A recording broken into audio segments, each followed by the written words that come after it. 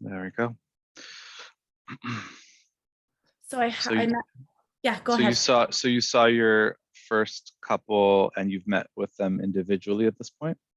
Yeah, I had the online session on Wednesday, and it was met with the one client first, and then after that I met with the other client.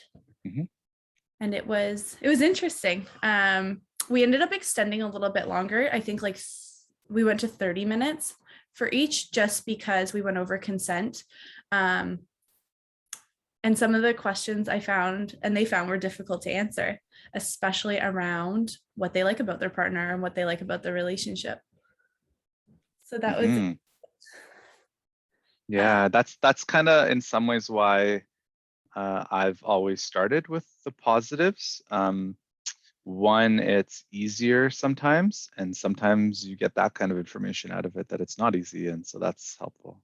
Yeah, and I found both clients brought a really interesting piece to the session. So I started with the first client, and it was around like infidelity and just around recording of sessions. So there was their partner found out about them cheating, and the way they found out was through audio recording their therapy sessions.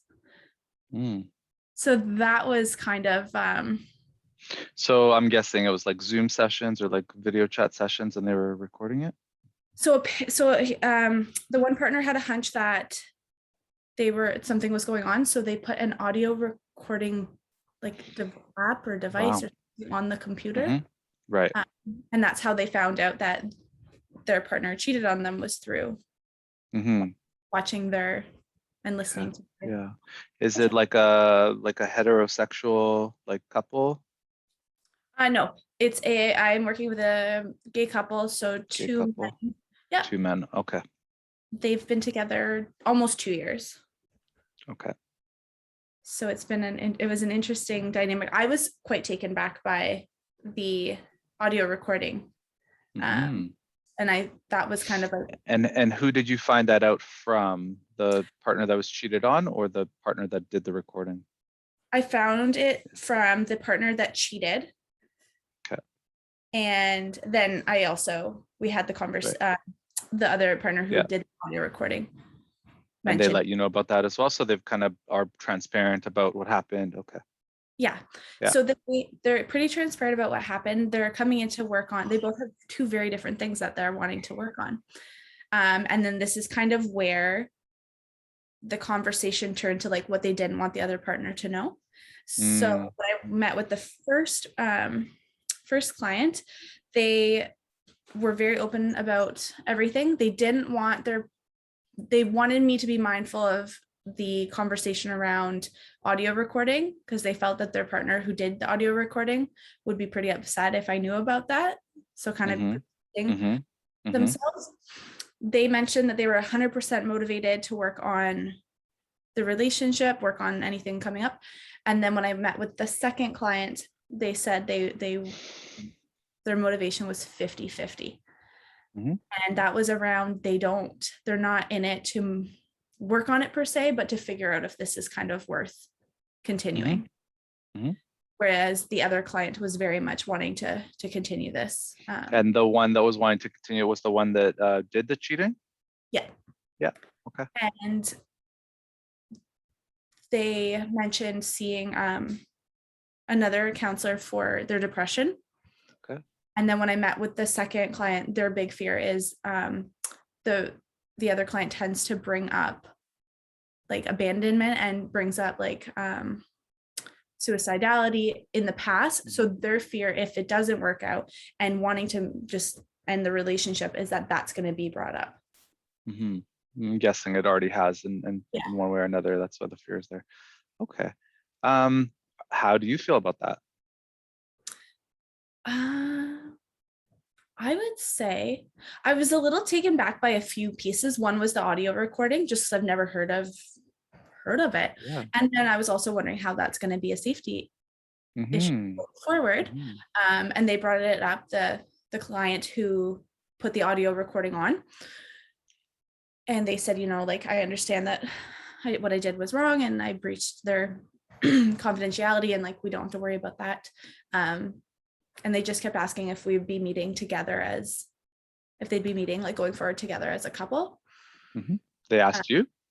Yeah. Okay. So I guess my curiosity came up just around, okay, is that like a worry that that's going to happen again? So kind of my mind was like, this is just a interesting piece to kind of remember for the recording piece. Is that going to happen again? Okay. Yeah. For safety with the clients. And then also the piece around like, yeah, if it doesn't work out and they don't continue on, that piece around like the suicidality. Yeah, it's interesting that that's the part that you're curious about. Will that happen again? Not will the cheating happen again? Yeah, I don't know why. I think it's just more so I was like really taken back. Mm-hmm. I was taken back and I've never heard about it. So I think I was like, yeah, sure. Okay. And you mentioned the goals that one had. The goals didn't necessarily overlap. Did I hear that right? Yes. So I'm just gonna pull it up. For client A, so the first client I worked met with that engaged in cheating, they were 100% belief that it'll work. Their motivation level was 100%. And their goal, sorry, Ofir is just going up. Yeah, their goal is to make it work and goal is to like kind of understand where it happened and work on trust and judgment for client A.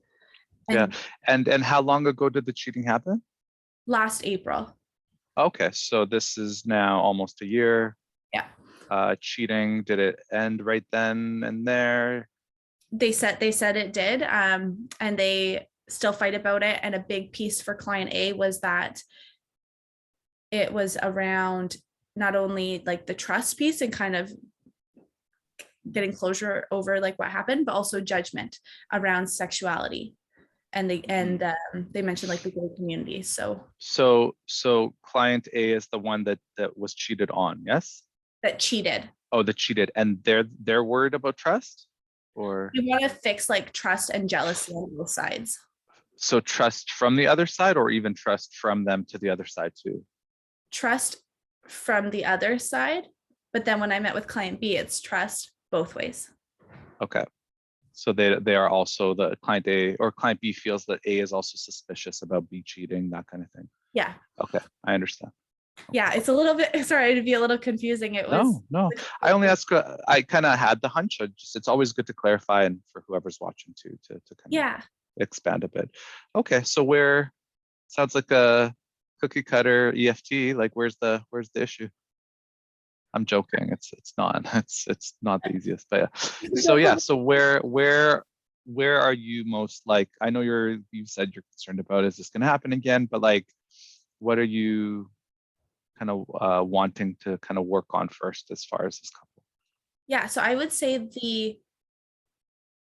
the cheating is the really big piece right now, because it comes down to trust on both ways.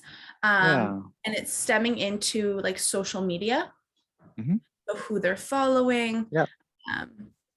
So one of the things you're going to do with that is just like, how does that come up in day-to-day life, where you're going to involve it in the cycle. Like it's not always necessarily someone else's behavior. It could just be things that trigger people. So if someone sees, let's say let's say A and B, right? So if A sees something on social media or sees something that they're triggered by, and it reminds them of the hurt of the cheating, that can be brought into the cycle, because then one way or the other, directly or indirectly, it's going to turn into an interaction, right? Yeah. And that's kind of what they have brought up, was like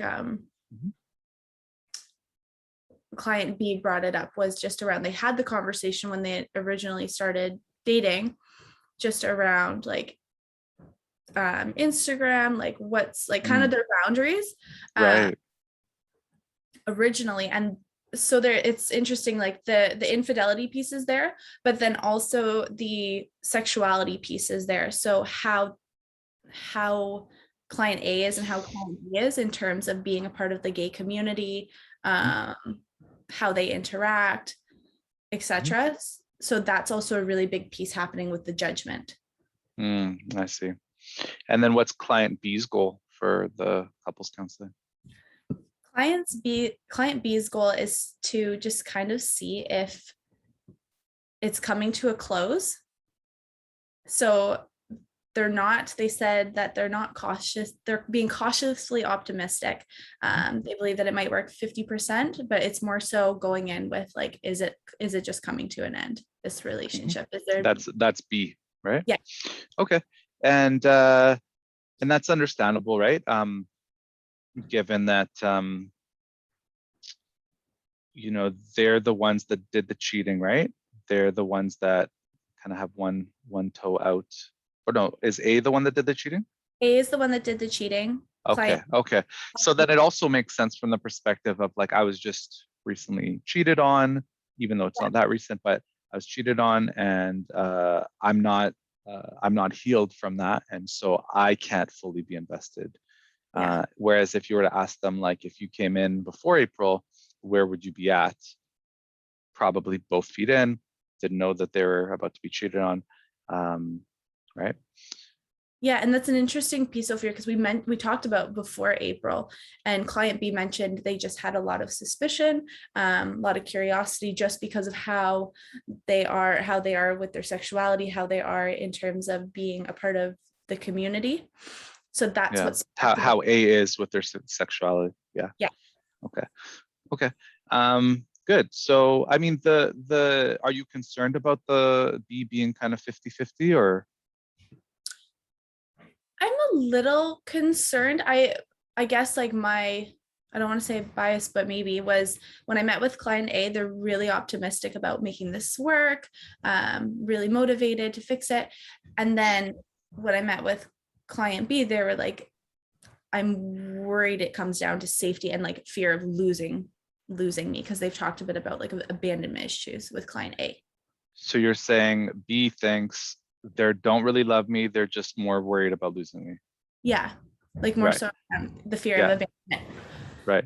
So so B doesn't think they're really loving them. They love something about them, like a dependency sort of thing. Yeah. That's kind of potentially B's like attachment issues. Yeah. Okay. So so where are you thinking of starting working with them? Like what do you think is sort of most crucial to start with?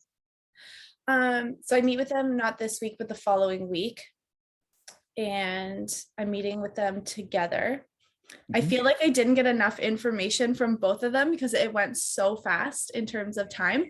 But I think I have a good understanding of like what's going on for both. I kind of honed in more on questions than others. Yeah. And I'm sure you could have hours and hours with each of them, and you'd still not have a complete picture, but you just need something to get the ball rolling. And like I said last time, like the main purpose isn't about the information of these individual sessions. It's more about just building a rapport and having them both feel like you're there for the relationship. You're not there to do individual counseling, but you're there to help make the relationship be the client, and to kind of express that to them, and for them to have that as the belief, like, they're really there for us, not just for me.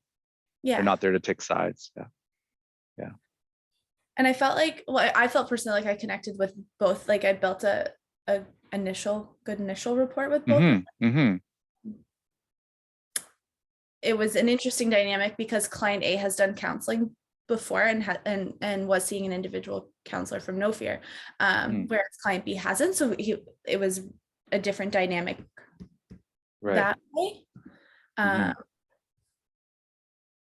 And I don't believe client A is still seeing anybody. Yeah. Okay. Yeah, I know who we're talking about because I spoke with them. So where would you like feedback around? Like what's we might talk about it one more time even before you actually end up seeing them. So what would you like to kind of open up today? I guess kind of just where, like, next steps as to where to go with the first initial session of like meeting together as a couple. Yeah. That's Yeah. what I kind of. Yeah. It's It wouldn't, the model wouldn't change depending on the presenting issues. Sometimes the only thing that does change is the pace. Sometimes we go slower when there's trauma, when there's infidelity, when there's, I would say anytime there's like a hot potato, like a live sort of crisis of sorts, we just go slower, right? And this might be one of those cases. It doesn't hurt usually to go slower because they could always tell you this is too slow, you can speed up. But going too fast and hitting the gas too much, then of course it could overwhelm someone and then they don't come back because it's just too intense for them. Yeah. Yeah. So that's the main thing is deciding how fast to go.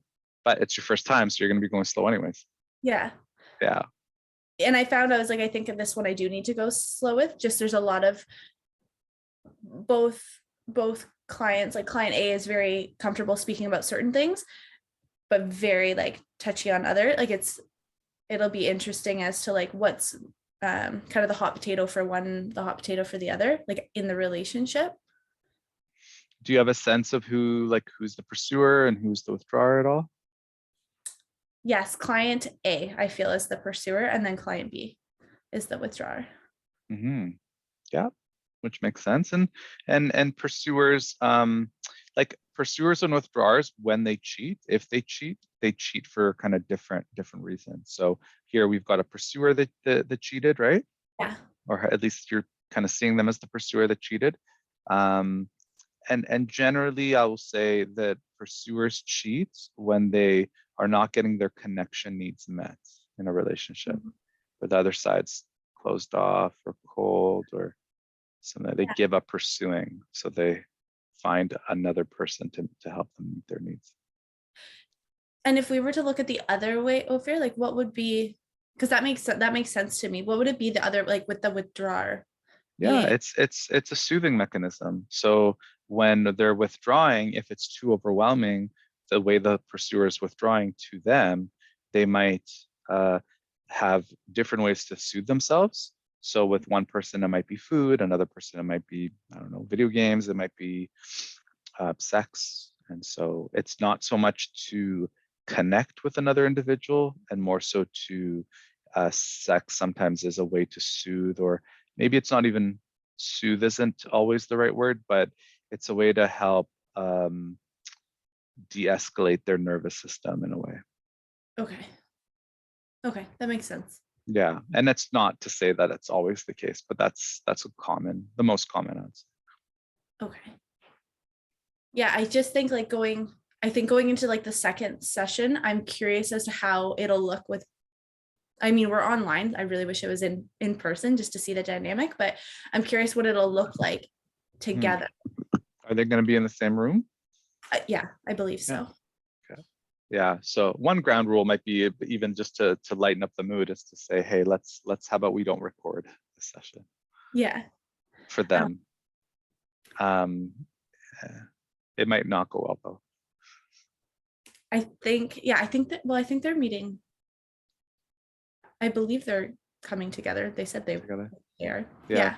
It's a good thing to find out, because if they are in separate places, logistically, you're going to have to give them more like advice, like in real time, to say kind of to help get them to look at the screen and that person and this person, when they turn to each other. So it's ideal if they are in the same space, and if they are in the same space, it's good to have them back up enough so that that you can get them to turn to them and you can see their whole body, right? You don't want to have like two people this close and then you miss most of their body. Yeah. Okay. That makes sense, because typically they were how you and I are. Exactly. For the first session. Yeah. So on the couch or something like that together is usually better.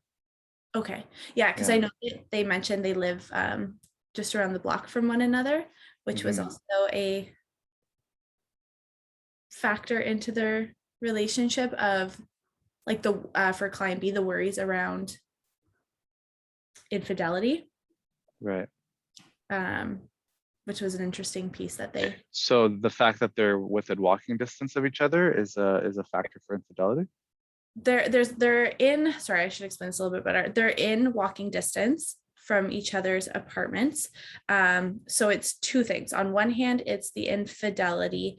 They're on a block, like they're around the block, so they don't really know what's going on per se. Like the client B is really, really worried about like cheating. So in terms of distance, what they're doing, like time, not speaking, all that stuff.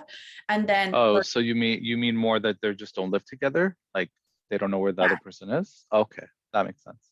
And then for client A who cheated, it's nice for them to be so close. So if something goes wrong or they get in a fight, there's that ability to see one another really quickly. Well, yeah, the pursuer generally wants to move the relationship forward and move in, as quickly as possible, because that helps with, with the accessibility. Yeah. So there's a lot of little intricate pieces that I gathered from first session. I guess I'm curious how it'll work with like somebody being 100% in as the pursuer and then like 50% kind of just more so going in with this like, is it gonna work? Yeah. How do you think B arrives at that? Do you think they do some kind of like mathematical equation for them to arrive at 50%? Yes, they had like I noticed, I believe so anyways, they had their list and they kind of just like were really going over things and then was like, I would say I'm. And so what, the fact that they had their list there, what do you think that tells you about them?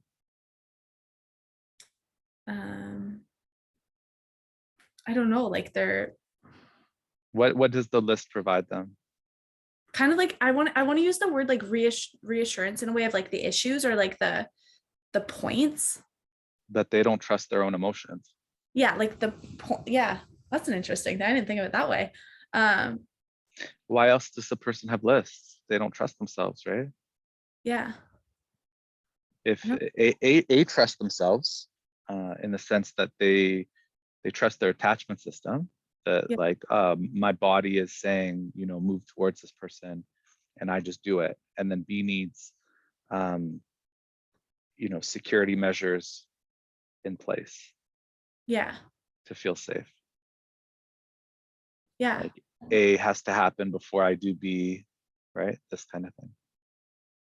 Yeah, and when I think back now to like last week, their list that they went over, because they were like, I could tell they were really confused or like needed a moment. So then they were like, hold on, I have my list.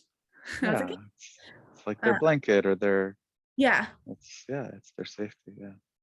And it's generally fear of being hurt, right? Like a withdrawer has a fear of commitment. They associate commitment with pain, right? And that's an early attachment sort of lesson that they learn, not just because they were cheated on. Yeah. It's interesting. They can't be afraid of being abandoned because they can't even fully commit, right? Like they can't fully feel the pain, whereas the A would overcommit. That's the anxious attachment. Okay. Yeah. And with Ofir, I don't know how to word this, but like with the pursuer, like that anxious attachment kind of overcommitting. What about, is there like a middle of like I don't know if then they avoid it. I can't get the word. It's on the tip Secure? of my, not secure. What's the attachment where it's like a mix of anxious and avoidant? Oh, just fearful avoidant? That's it. Yeah. I think is there like, what would that, I guess I'm curious what that would look like if like as a withdrawer, if you had that, like, because it sounds like he was committed and wanted all those things, and then like the trust or the curiosity of like trust kicked in about a year into the relationship, and then that's where they're like, I don't know now. Yeah, no, I probably wouldn't call it curiosity, right? Because it's not like, oh, I'm curious if the other person's being faithful. Right? Curiosity is not like an emotion, right? It's not an attachment emotion. I'm curious about learning this topic. That's like, oh, okay, I'm engaged, but it's a fear. It's an attachment fear. Yeah, because it sounds like that came on later, like a year later. Yeah. As so withdrawers will take their time to start to feel connected because of how unsafe they feel to connect. I mean, it's a spectrum. So the more avoidant someone is, the harder it is for them to commit. What's safe for them is someone that is overly committed. That's very safe for them because they have to do less work to Okay. commit. So it's safe. This is why avoidance and anxious get together. They both click that for the other person, Yeah. right? So the avoidant will take their time. Of course, they want it. All three types will want to be connected, but the sort of underlying attachment message they learned growing up are very different from an anxious to an avoidant. Mhm. And so, they generally speaking had parents that were not available, consistently not available, not just like, uh, busy. And if I yelled really loud, they would be there. Or if I cried really hard, they'd be there. That's not it. It would be more, I cried and I was ignored, and I cried more and I was ignored. And so they just gave up crying or gesturing that they needed someone. So they learn it's not safe to need or to want someone. And so for them to begin to challenge that worldview is a very dangerous proposition for an avoidant. Okay. Yeah. So a year into it makes sense, right? Security slowly builds up. But Yeah. as you feel more and more connected, more and more of those attachment messages come up. Oh, okay. Okay, It's that like makes sense. the closer you get, the harder it is for you to trust it. Because Okay. it gets closer and closer to the wound that's there. Yeah. Yeah, that makes sense to me now. And I'm when I like think back to the conversations I had with like both of them, with client B mentioned about client A, how um like he'll withdraw and get really upset if he says, this really upset me or this worries me. But then as soon as it gets heated and client B goes, okay, this is just too much, need to step back, that's when client A comes in and like panics and gets really pushy, so to speak, around like, no, we need to fix this, we need to talk. And that's where like that fear kicks in. Mm-hmm. That's a typical cycle there. Okay. Sorry, I'm trying to I guess navigate this Yeah, in my head. that's good. You're thinking conceptually about like the impact that the other person's behavior has on the other person. That's essentially the cycle, right? Like Yeah. the power your behavior has on the other person.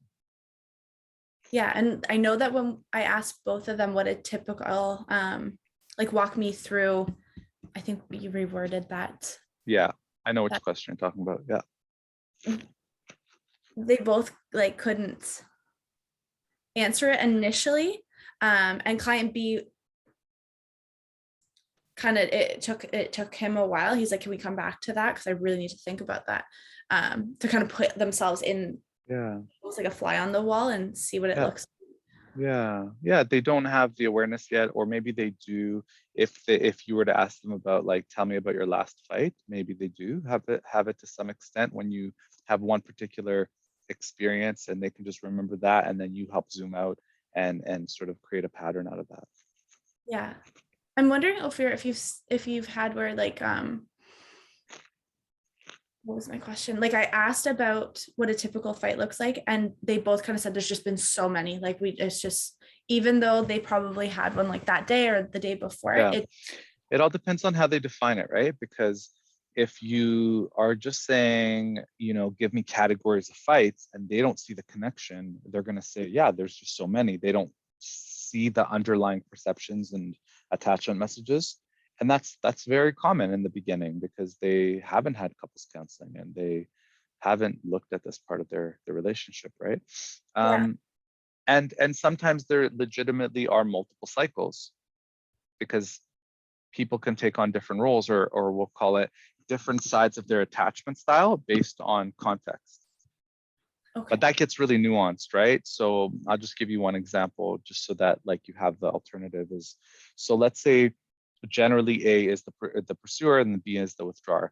But let's say when it comes to certain things that B maybe in their work life or they just have high proficiency in, like let's just use the example of money. So let's say they're living together, and so B is better with money, and so A trusts B with money decisions. So when they're talking about money, B might be more of the pursuer. Okay.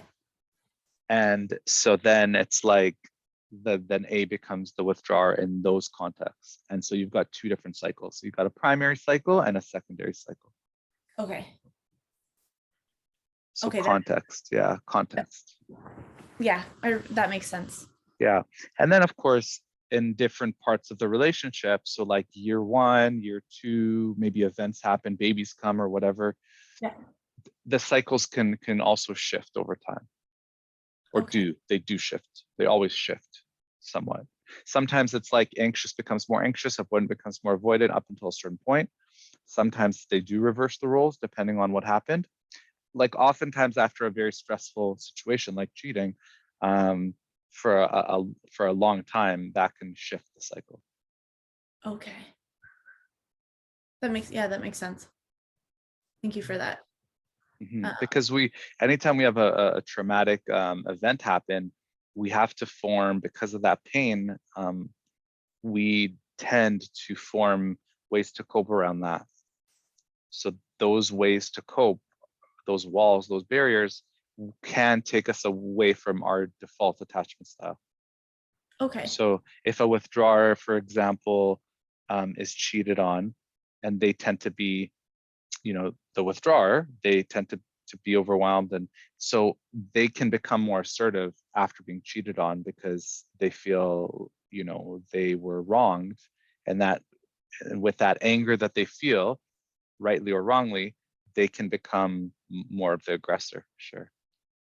And Ofir, like I understand that the cycle can shift. Can it go back? So like if that happened, can there be another moment that kind of flips it? Like, sure. Yeah. There's no forward and back. Think of it more as just like evolution, right? Like it can evolve. Yeah. Okay. Okay, that makes sense. What I would say is generally these are things on top of the default though. So things that happen, they're not like permanent. They're more short-term strategies.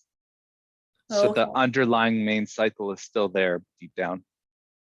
So kind of like just like added mini layers of like to support. Yeah.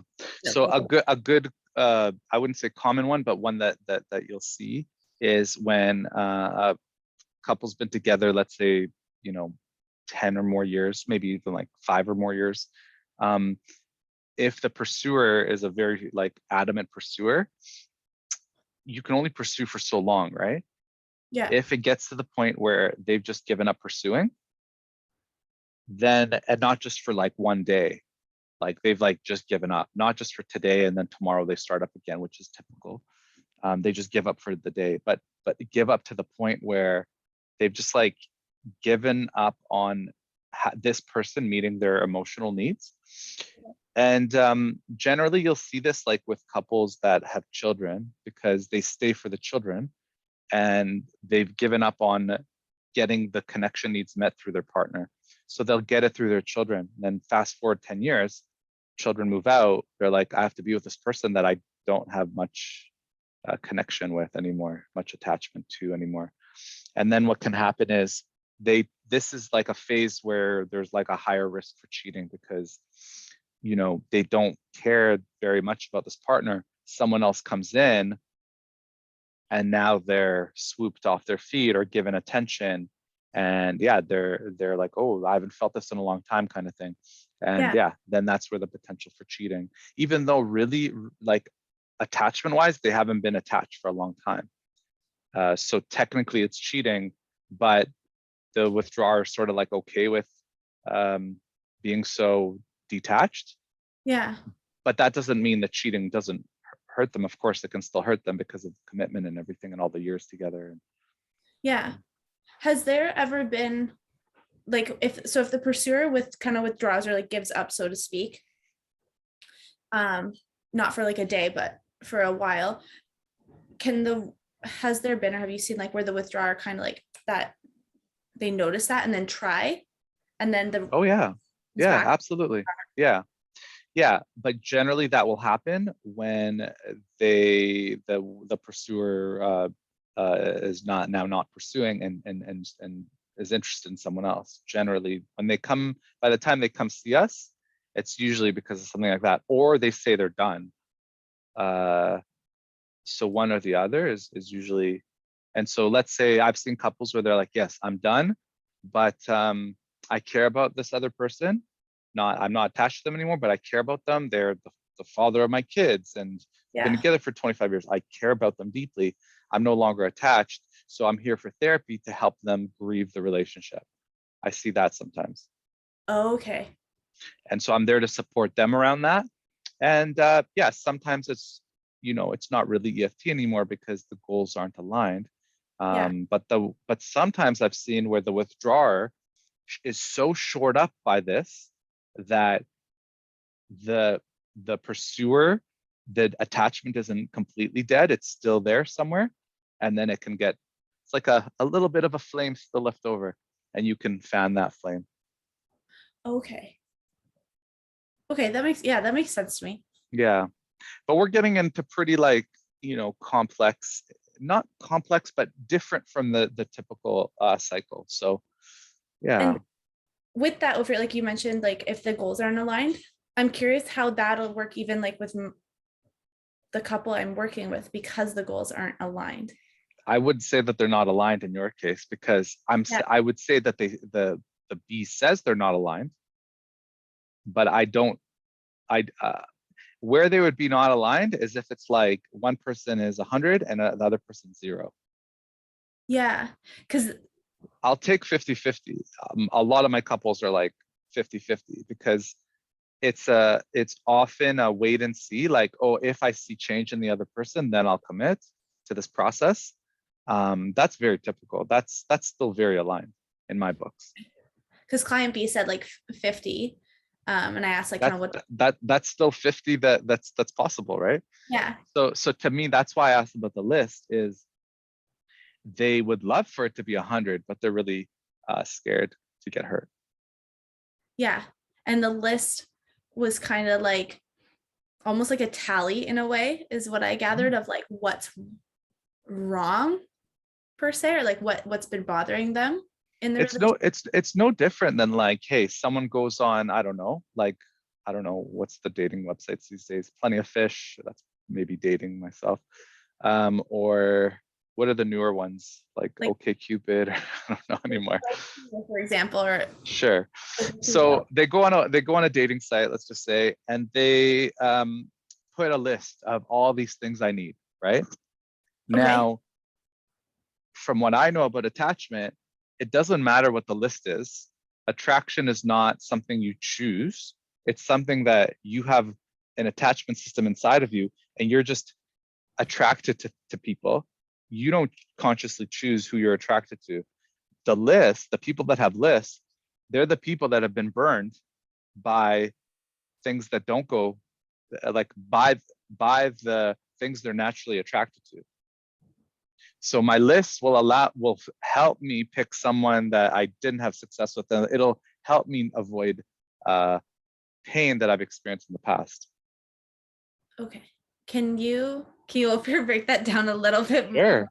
Sure. So let's say, okay, the typical is like, woman is attracted to bad boy, dangerous, whatever, right? Someone that cheats on her, treats her not the greatest. Okay, so on this list, she goes, okay, the person has to be nice and kind and I don't know, like successful, and they have to be have a lot of like friends because my bad boy boyfriend didn't, like all the things that would guarantee that doesn't happen again. Okay. But then they go on dates and they're not attracted to their list, and they're attracted to who they're attracted to. Yeah. So you're saying like the attraction piece is not, you can't consciously choose? Was that? you can consciously notice what you're already attracted to, Yeah. but I don't think you can consciously say this is what I want if it's not the case. Okay. Yeah, and I think people don't realize that this is as a result of being hurt that they come up with the list. Gotcha. It's separate from, like, there's no, I don't know, imagine never being in a relationship, and let's say you're 16 and you go on and you've just never been in one. How would you know what's on this list? You wouldn't. You haven't been burnt yet, so you just kind of go with your gut, which is, if your gut is healthy, if you're a secure attachment, is going to work really well for you. If you're anxious or avoidant, to the extent that you are, your gut is probably going to lead you to, I'm not going to say it's going to lead you astray, because you may need to be in not an unhealthy relationship, but let's say if you're avoidant, you may need to be with someone anxious to work out your avoidant tendencies. Okay. Because you place a secure person in front of an avoidant, they're not going to be attracted to them, generally speaking.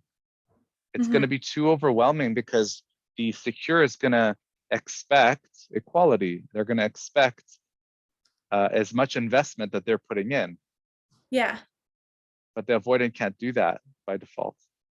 It's too overwhelming for them. So they're going to say, no, the secure person's is too high maintenance or something like that. And same goes for the anxious. If they find another anxious, that person's too needy.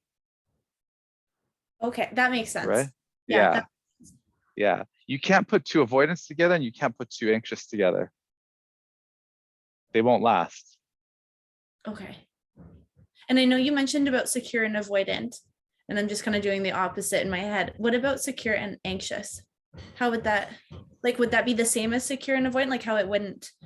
Yeah, for the most part. Yeah. I mean, again, so no one's perfectly secure, and no one's, like, everyone's somewhere on the let's say on the anxious side. So let's say you got someone that's like, let's go plus minus, right? So let's say 0 is perfectly secure. So let's say someone is like -1, which would make it like just a little bit on the avoidant, and let's say it goes up to -100. So that's still secure, right? And then you've got someone that's +1 anxious. That's a good, they're both basically secure. But if you've got someone that's like secure, and then you've got someone that's like +100 anxious, the +100 anxious, they're going to perceive the secure as too unavailable. Or too available, my mistake. Too available. The anxious would. The anxious, yeah, they're so used to in their life, if it's a +100, someone being -100 avoidant. Gotcha. Okay, that makes sense. That's what attraction is to them. Why? Because in their childhood, parents, let's say both parents, to make it really easy, were only there if they were kicking and screaming and were really needing their parents. If to the parents or to them, it wasn't like a real need, like it wasn't like they weren't in a lot of pain.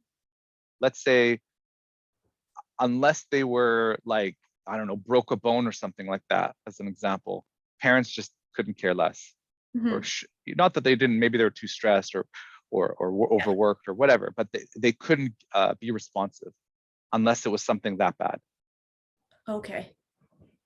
That's a good environment to create a +100 anxious. Yeah. Okay. Thank you for that. The plus minus, that helped me like a mathematical play. Yeah. And typically it's like, in my head, the way I see an anxious is like their parents, to the extent that they were anxious, responded to them. So if they were only showing a little bit anxiety, parent didn't care, didn't show caring. If they were showing a lot, then parents responded. So what does that reinforce? They only matter if things are really bad. Okay. So what did they do? They jumped to the worst case very quickly. Their threshold for the way that they presented themselves as anxious became really small. If the threshold's small, and then parents would respond quicker. Okay. You mean like if the threshold for like the anxiety, like the anxious? Anxiety is around the parent being unavailable. Okay. The attachment figure being unavailable. Yeah. Okay. So they have a need for connection, and the parent only responds if the presentation is high anxiety or high demanding. Okay. That's what's reinforced, and that's what they show. So now in their adult life, partner is just looks away for a second. Oh, they're unavailable. I have to jump to 100%.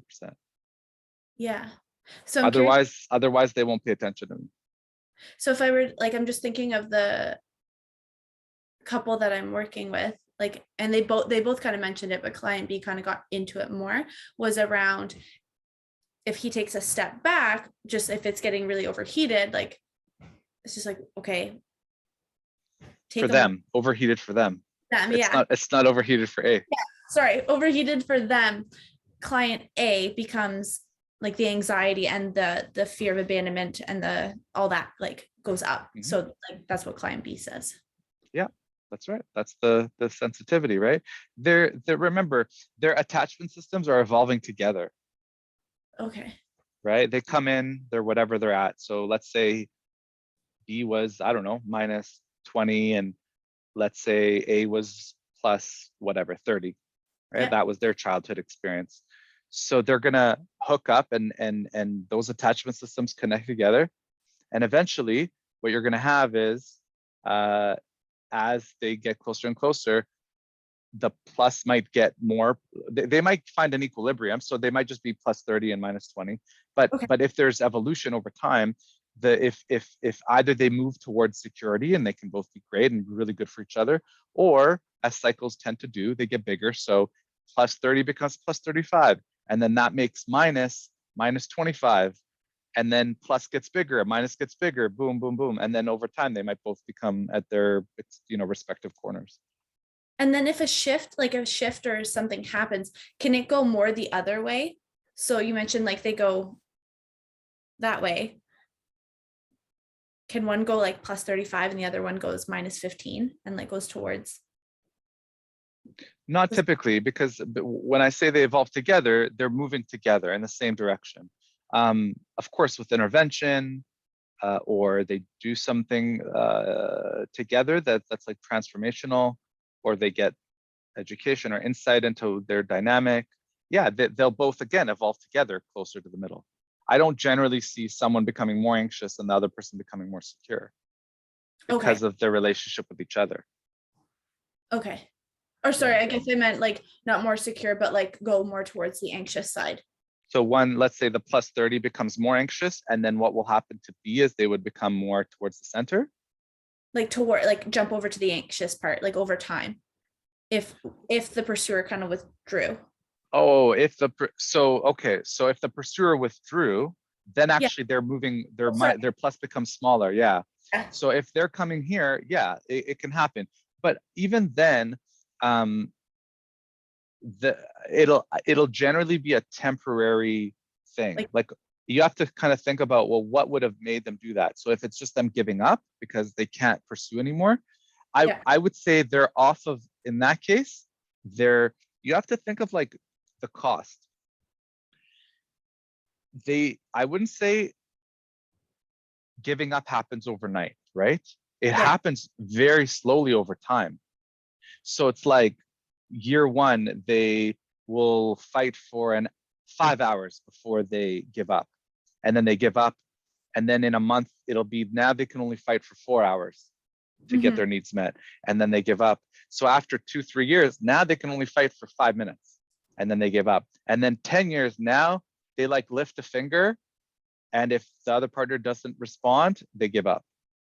So it's like, where are they on that timeline? Right? So let's say they don't even lift a finger anymore. They don't even look at their partner anymore. They've like truly, truly given up. What's the cost there? The cost is their attachment to their partner, the love that they have, the bond that they have. that's the cost. If it's dead and it's actually like zero, it's like the flame is completely dead, I don't believe that you can spark it again. Okay.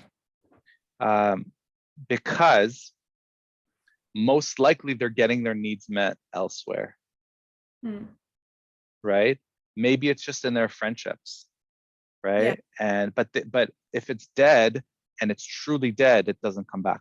But there's a period where it's like, if it was 100% for a long time, it'll be even 1% for like quite a while before it fully dies. The reason is because generally speaking, there's things that still spark. It's not like it goes over time from 0 to 100 over 10 years. There's things that rejuvenate it all the time. Okay. There's countermeasures, right? Like they go on a vacation together, and even though it was close to zero, that the kids were gone and they were just able to focus on each other, and it brought some stuff back, you know? Yeah. And that kind of like sparks that, or kind of like the fans the flame a bit. Yeah, exactly. And yeah, sometimes those can be things that do, because of context, again, it increases awareness, like, oh, it's actually because of our busy lives, but we were able to go on this vacation, and we go, okay, we're able to just focus on each other. And then things are actually like, the ingredients are there to have good chemistry.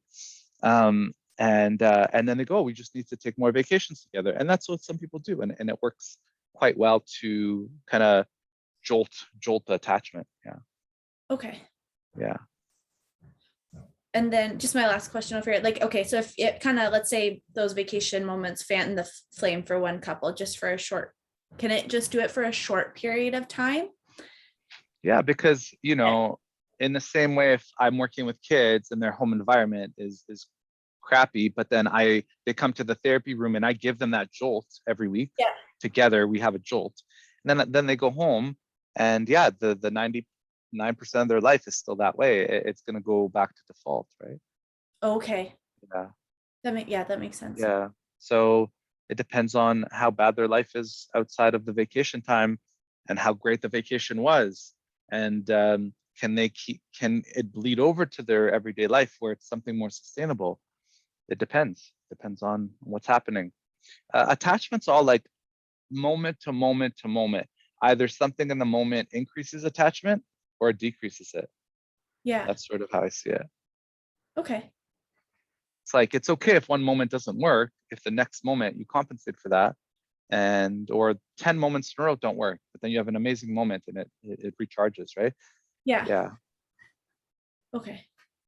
That makes sense. Thank you for that. Yeah. So yeah, maybe we'll book another one and go more. And I mean, we went in depth, but not enough maybe with your couple. But Yeah. There's enough things there, I think, for you to think about, and to help at least how kind of attachment works in general. Okay. Yeah. That was really helpful, actually. Just like in terms of like, I guess maybe questions I didn't have on the forefront per se, but things I've like kind of wondered a bit of, how like a little bit of confusion. And now I think using like spectrums and like the plus minus helped me kind of understand it a bit. Yeah. Like, it really is, the only way to think about it for me is around spectrum, because the categories in and of themselves are generally not helpful, I think.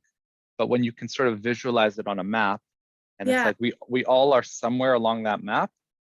If you really want to make it even more complicated, to like add another layer, is with different people, you can be on different aspects of the spectrum. Okay. Say that. So like with one parent, you might have a really secure relationship. With the other, you might have you might be very anxious. Okay. And so what does that average out to with your partner? Yeah. So that's a aspect that makes things a bit more complicated. And so like your partner, did they bring up more of your relationship with your mom or more with your dad, right? And it'll depend. Yeah, because that can happen with like, especially two parents. Yeah, exactly. And maybe both your parents, you don't have very good attachment, but with you, this teacher you had in whatever in college, it was amazing. Yeah. And they were able to help reshift your internal attachment system because of that relationship that you had. Okay. right? So Yeah. internally, you kind of have one, but Yeah. depending on what aspect people in your life pull on will It'll, determine what you have with them. okay. Yeah. And then kind of having those moments, if you had that moment, let's say with that, I don't know, teacher in college, that can kind of shift. Oh yeah, absolutely. Yeah. Okay. Yeah. And so it's like a working system. It's like a working document that's always like organically changing. Yeah. Mhm. That's really interesting. Thank you for that. Yeah. Yeah. Just to throw that monkey wrench in there, because yeah, it definitely changes things. Yeah. Yeah. Yeah. And then you want to complicate it even more, you add trauma to it. Because trauma, you might have an attachment system and then you get in a car accident Yeah. and that flips everything on its head. Okay. Yeah. That or some new wound, like your partner abandons you, like actually abandons you somewhere. Like you have let's say you're secure, perfect relationship with your parents, you meet some kind of psychopath, and I don't know, they like anything that a psychopath would do would Yeah.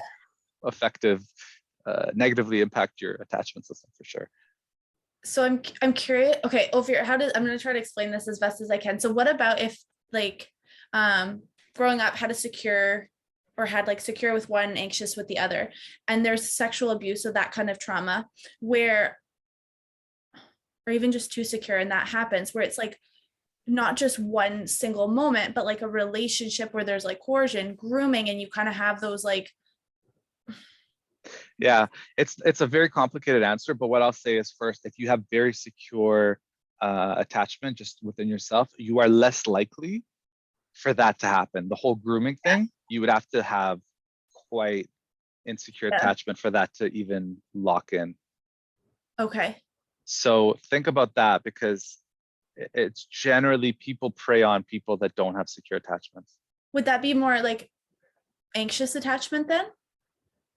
If Either those, side. It depends on if you're talking about grooming. It depends. Yeah, it depends, because grooming can. If someone sees you're anxious, they will groom you by being super avoidant. If someone sees you're avoidant, they'll groom you by being super anxious. And so the frog boiling over time kind of thing. So they yeah. will know what your weakness is based on your insecurity. So that's how it'd be quite complex, especially like if you were to work with like attachment, like you had as a child, and then you had that like moment, and then. That's right. Yeah. Yeah. Well, I just see it as like trauma moments. So if you heal the trauma, you go back to your default. Okay. Yeah. Kind of heal those moments, and then you'd go back to your default, whatever that be, secure, anxious. Yeah. That's right. Okay. Unless, of course, like the trauma is complex and it happens over time and can, 10-year relationship, that can, of course, will affect you different than a single incident. Sexual assault is a single incident is much cleaner, and then you can go right back to what you were before if you address it quickly enough. That's kind of where my question was going, like with like complex trauma, how that would like impact. It's very complex. It would be very complex depending on how complex it is. Yeah, so we'll leave it there. Yeah, but thank you. Yeah, so I won't unless you're okay with it. This one had some identifying information, so I won't post this one on YouTube. Yeah, just for the group though, you're okay with that? Yeah, I'm okay with that. Okay. And then I just had a question, Ofir, about the office in Pitt Meadows. So it's more of like just a safety question. So I'm at the office. It's every other week that I'm at the office later. Mm-hmm. So with the couple. So I'm the last one in there. Mm-hmm. So I shut the doors and everything, but I don't know if it's possible just to ask reception, because the cleaners don't come till later. So I have to lock up regardless.